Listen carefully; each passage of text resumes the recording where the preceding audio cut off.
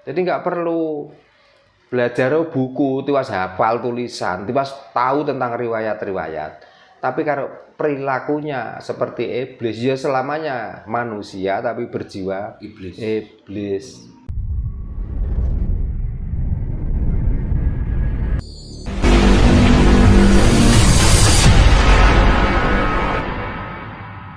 Makanya jangan kamu tuh menyanjung-nyanjung orang lain. Ilmu memang penting, ya. Tapi dia kan hanya sarana untuk memberi ilmu atau mencerahkan pikiran kita saja. Iya. Tapi yang membuat daging, membuat darah, membuat tulang, yang merawat dari kecil sampai kita dewasa, sampai kita sukses, siapa toh? Orang tua. Lah, kenyataannya bagaimana sekarang? Banyak orang yang selalu mengagung-agungkan guru, banyak orang yang menyanjung-nyanjung orang yang dianggap berilmu itu, tapi sama orang tuanya sendiri tidak pernah sama sekali menghargai. Nah, itu. Makanya kalau melihat fenomena seperti ini, kelihatannya orang Nusantara ini banyak yang berilmu, tapi sebenarnya kosong dari ilmu. Nah, itu. Siapapun orangnya. Fakta, Pak. Ya, fakta. Mau melakukan ritual budaya seperti apa? Ya. Kenapa kok sampai larut mengikuti ajaran orang lain, menyanjung-nyanjung tiap hari, orang tuanya diremehkan, direndahkan. Bahkan orang lain saja kalau ketemu dicium-cium tangannya. Ketemu sama orang tuanya kadang-kadang noleh aja, tidak. Maka berbahagialah orang yang selalu menjunjung tinggi, bisa mikul dhuwur mendem jero orang tua. Jadi Pak Darno menyebut ada Tuhan KW gitu, Ya. ada Tuhan yang sebenarnya. Yang dimaksud dengan Tuhan yang sebenarnya itu seperti apa Pak? Mohon untuk dijelaskan lebih itu Pak, biar untuk pencerahan buat teman-teman Pak. Yang saya maksud Tuhan KW, kebanyakan orang menyembah itu kan membicarakan Tuhan, tapi kan nggak jelas. Kan hanya hasil olah pikirnya mereka sendiri menciptakan bahwa oh Tuhan itu mungkin seperti ini, oh Tuhan itu mungkin ini yang disukai, oh Tuhan itu mungkin ini yang membuat dia marah. Lalu setelah begitu akhirnya oh berarti kalau mengikuti perintah Tuhan kita akan mendapatkan pahala, dikala kita tidak mengikuti akan mendapat siksa. Lah Tuhan kok dikira-kira? Diangin-angin. Tuhan itu tidak pernah begitu menciptakan itu ikut campur dalam kehidupan manusia itu. Jadi mau kamu pinter, kamu melarat, kamu kaya, itu urusanmu bukan urusan Tuhan. Jadi jangan pernah kita itu, bahasa agamanya suudzon, berburuk sangka pada Tuhan. Jangan kamu sakit itu nyalahkan Tuhan. Jangan kamu melarat itu nyalahkan Tuhan. Memang kamu sakit itu Tuhan yang menghendaki. Orang kalau masih berpikir setiap masalah di dunia ini itu adalah kehendak Tuhan, berarti itulah orang kafir. Nggak ada ceritanya ada asap itu kalau nggak ada api. Jadi nggak ada ceritanya orang hidup di dunia ini montang-manting kalau nggak disebabkan oleh dirinya sendiri. Tuhan sudah memberi hidup, sudah memberi organ tubuh yang lengkap. Tapi kenapa yang sudah diberikan itu semua bermalas-malasan? Ya. Orang lain sudah bekerja. Orang yang menganggap bahwa Tuhan itu yang serba maha itu harus mintanya begini. Pagi waktunya orang pada kerja, sek komat kamit. Ya, orang sudah pakai celana pendek untuk bekerja, masih sarungan. Orang sudah berbaur dengan lumpur. Mereka seenak ongkang-ongkangan. Terus mau dapat rezeki dari mana kira-kira? Apakah berdoa akan mendapatkan rezeki? Kalau memang iya, ajarin saya. Doa apa yang harus saya baca? Kalau memang doa itu akan menghasilkan rezeki. Rezeki itu hasilnya dari usaha, tidak harus berdoa. Bukan dari Tuhan Pak ya? Bukan dari Tuhan, makanya janganlah berburuk sangka pada Tuhan. Gitu. Kalau kita itu mempelajari ajaran-ajaran dari luar, apalagi ajaran yang tertulis di buku, Karena setiap penulis itu dia tuh tahu manfaatnya. Gitu loh. Maka dia menulis seperti ini supaya dia dianggap orang pintar, supaya dianggap guru, dan paling tidak kalau dia sudah dianggap pintar, sudah dianggap guru, berbondong-bondong datanglah ke guru. Akhirnya apa? Menjaga kelestarian guru itu dengan memberi uang, dengan memberi makanan dan lain sebagainya.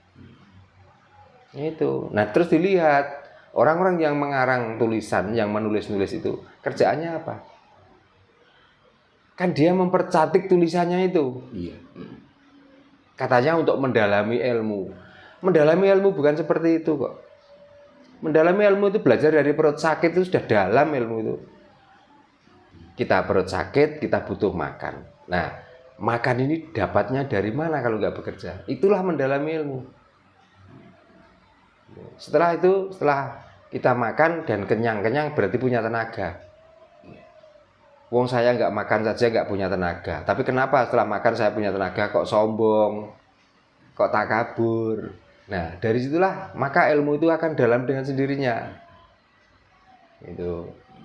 Jadi nggak perlu belajar buku, tiwas hafal tulisan, tiwas tahu tentang riwayat-riwayat.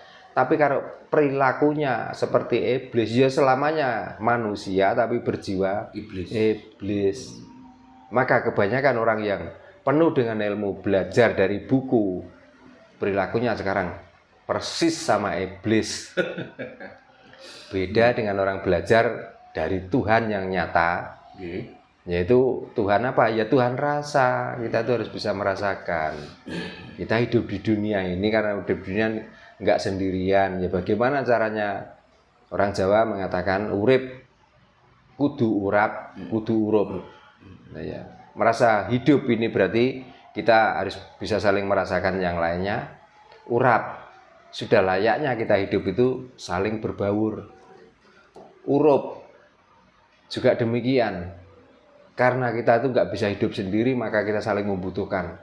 Kalau kita punya ya sedikit membantu, kalau kita tidak punya ya sedikit meminta. Itulah. Nah, ilmu itu semua nggak perlu dipelajari dengan tulisan atau kalimat-kalimat yang sebenarnya kita sendiri nggak tahu arti dari kalimat itu. Masuklah ke ilmu rasa. Di situ akan menemukan Tuhan yang sebenarnya. Nah, Tuhan yang KW, ini maksudnya. Kita hidup di alam. Setelah alam ini akan terjadi sesuatu, itu langsung menuduh Tuhan seolah-olah oh itu sudah dikehendaki Tuhan. Tuhan murka. Nah, Tuhan murka. Itu. Seperti cuaca saat ini kan panas. Ada yang mengira bahwa ini Tuhan marah. Karena apa? Karena makhluknya sudah enggak menyembah lagi. Wah, Tuhan kok butuh disembah, Tuhan apa nek Tuhan KW? Kan enggak mungkin. Kalau Tuhan beneran sudah memberi hidup ya sudah. Mau menyembah ya urusanmu, enggak ya enggak apa-apa karena Tuhan tidak butuh sembah. Kita sendirilah yang mengira-ngira kalau sudah begitu seolah-olah kita sudah menyembah Tuhan. Nah, inilah hasil otak-otak terdogma dengan ajaran-ajaran kapitayan yang dari luar tidak mau mempelajari kapitayan sendiri. Berarti intinya jika ada orang yang melakukan ritual tanpa mengenal Tuhan itu suatu pekerjaan yang mubadir, Pak. Nah, orang melakukan ritual itu kan begini, setiap melakukan ritual itu harapannya bisa begini, bisa begitu. Sebenarnya ritual itu apa? Ritual itu kan melatih diri kita sendiri toh.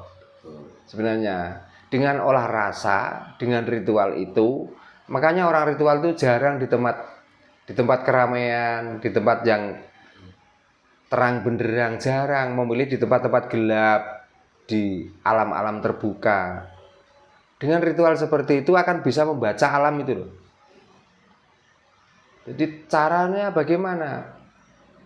Katakan di pepohonan. Ya, di bawah-bawah pohon atau di gunung-gunung dan lain sebagainya. Ya, berarti Tuhan yang Maha Esa dikala sudah bisa menggerakkan apapun yang bergerak, itulah kenyataan Tuhan yang Maha Esa. Jadi daun, aku sudah ngomong toh, saya itu melihat alam apapun saya bisa melihat Tuhan. Artinya apa? Kayak daun diterpa oleh angin, lalu daun itu bergoyang-goyang. Nah itulah yang dinamakan sunatullah, atau itulah kenyataan Tuhan. Itu melihat manusia.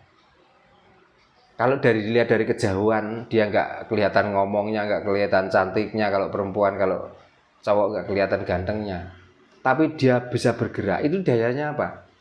Dayanya satuhu, dayanya Tuhan. Apa itu? Ya karena Tuhan itu di angin. Makanya dengan angin itulah nggak bisa digambarkan.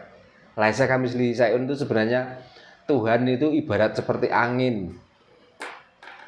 Itu. Jadi di mana yang dikehendaki, manusia nggak akan bisa menolak.